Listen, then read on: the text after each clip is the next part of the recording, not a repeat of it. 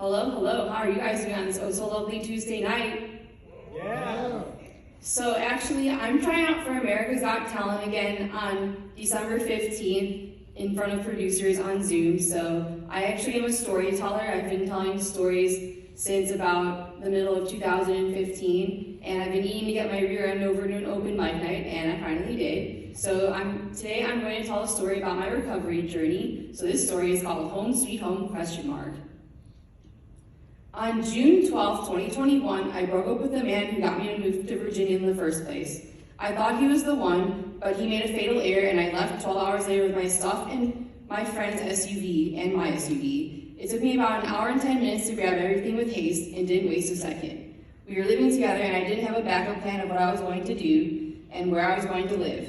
On the day I left, one of my friends who helped me pack took me in and let me stay on her couch for a few days until I had to go back to work. I couldn't afford an apartment, and luckily the job I had at the time let me take a week off to get myself situated, and boy did I need that week off. When my friend went back to work, I was staying in a not-so-fancy motel for a few days. I was looking for some women's shelters and wherever that could possibly take me in, and I eventually found a women's recovery housey on my Google search to find somewhere to live. And now the real story begins. On June 20th, 2021, 8 days after I left my ex, I moved into the recovery house in the not the best area land in Norfolk, Virginia. Since it was also a sober house, ironically enough, I was working on trying to become sober myself.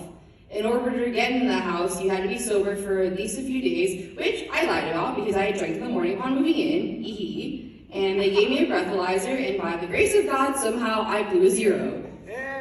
They also gave me a drug test, which I disclosed my history in the recent past, which would cause me to fail. And of course, I failed, and they knew that, so they let me in anyway. And I made it to about a month or so when I was eventually given a roommate, because in the recovery houses, you are technically supposed to have a roommate, but I got away without having one for a good month.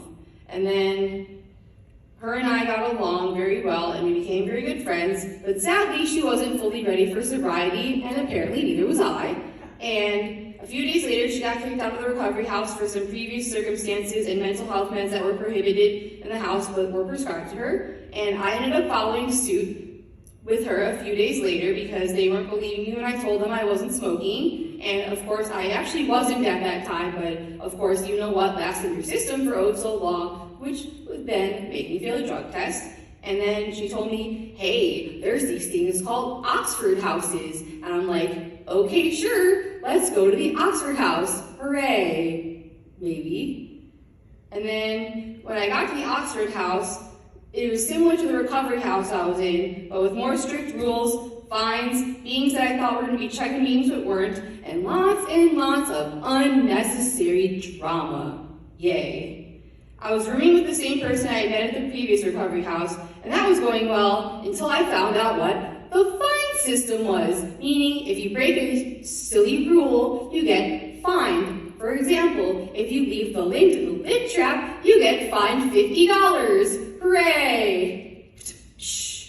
And then I basically felt like I was getting fined for breathing, which I pretty much was, and I pretty much could have found an apartment at that time with all the fines I had racked up. But I was so over it at that point, I started smoking the PEN again, which of course meant I was lying about my sobriety. Hooray. And towards the end of my stay at Oxford House, we had to attend an all-district meeting, which was basically all the Oxford houses meeting together in one room, and it was a 3-hour hot mess of people complaining and finding out how many financial arrears the house was in, and more drama. And then that was pretty much my last straw. I was even going to AA meetings telling everybody, I hate Oxford,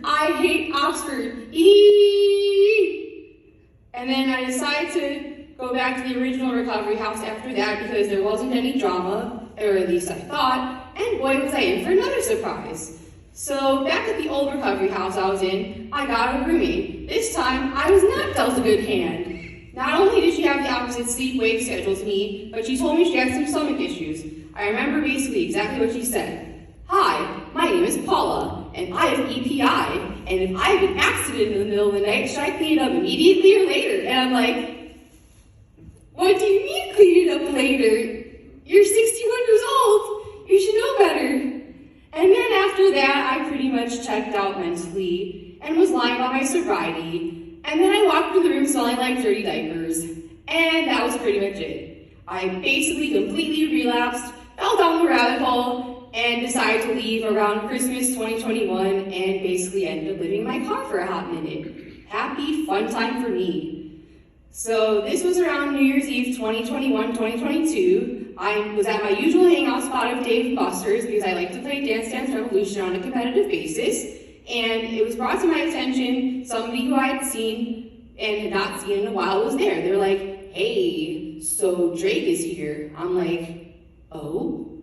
So then we talked for a good 3 hours, and he gave me a warm blanket because I was sleeping in my car, and he's like, hey, would you like to come to church with me? And I'm like, you know, it won't hurt, so why not? Yay!